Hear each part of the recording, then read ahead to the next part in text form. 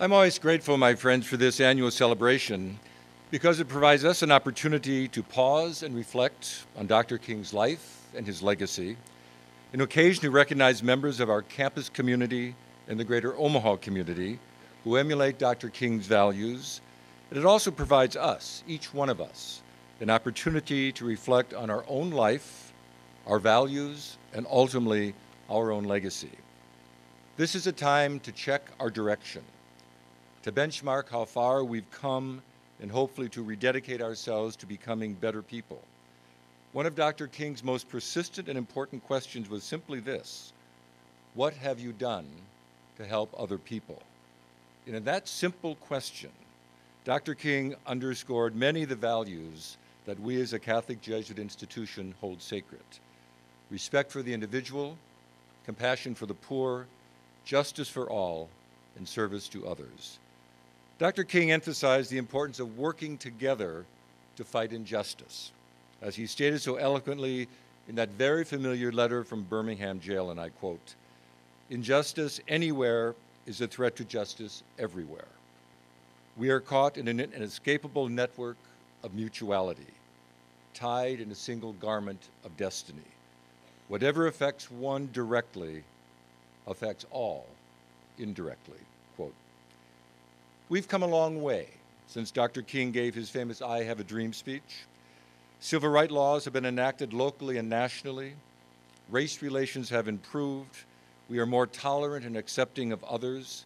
We've national programs to address poverty and homelessness. Federal minimum wage laws have been enacted, as well as open housing legislation. However, I think we all know, sitting here this afternoon, we still face tremendous problems. We still have deep pockets of poverty, even here in our home community. The gap between the rich and the poor has widened. Paralyzing unemployment is among us. Discrimination in access to health care exists.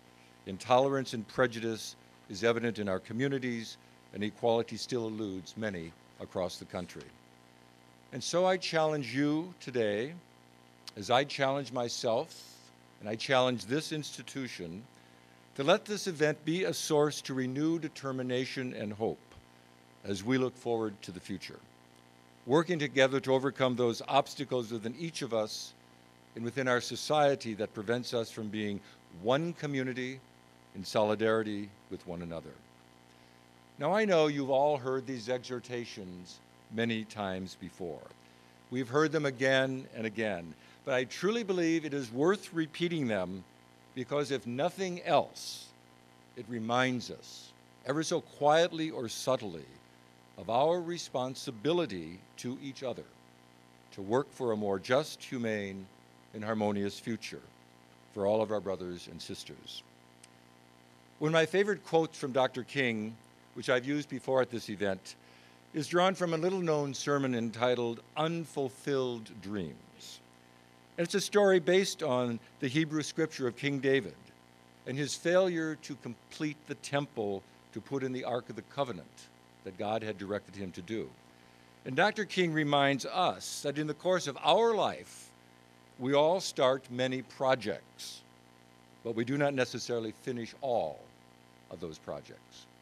And this is what he said: "Well, that is the story of life, and the thing that makes me happy is that I can hear a voice crying through the vista of time saying, 'It may not come today, it may not come tomorrow, but it is well that the dream is within your heart.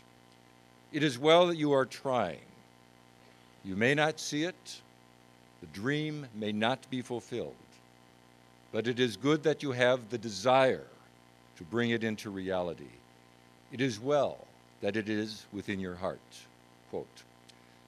And so it is, I suggest, for each of us gathered here today. It's well that the dream is within your heart. So thank you for being with us today.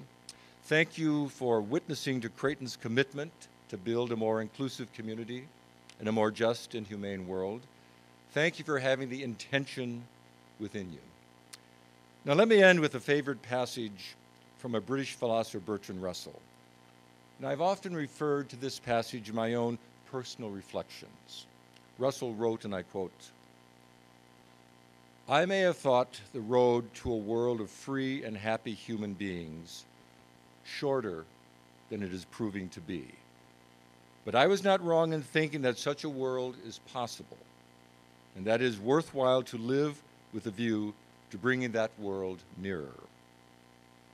I have lived in pursuit of a vision both personal and social. Personal to care for what is noble, for what is beautiful, for what is gentle, to allow moments of insight to give wisdom at more mundane times. And I have a vision that was social, to see in imagination the society that is to be created, where individuals grow freely and where hate and greed and envy die because there is nothing to nourish them. These things I believe, and the world, for all of its horrors, has left me unshaken. Quote, so say I, and so lived Dr. Martin Luther King, Jr. Thank you.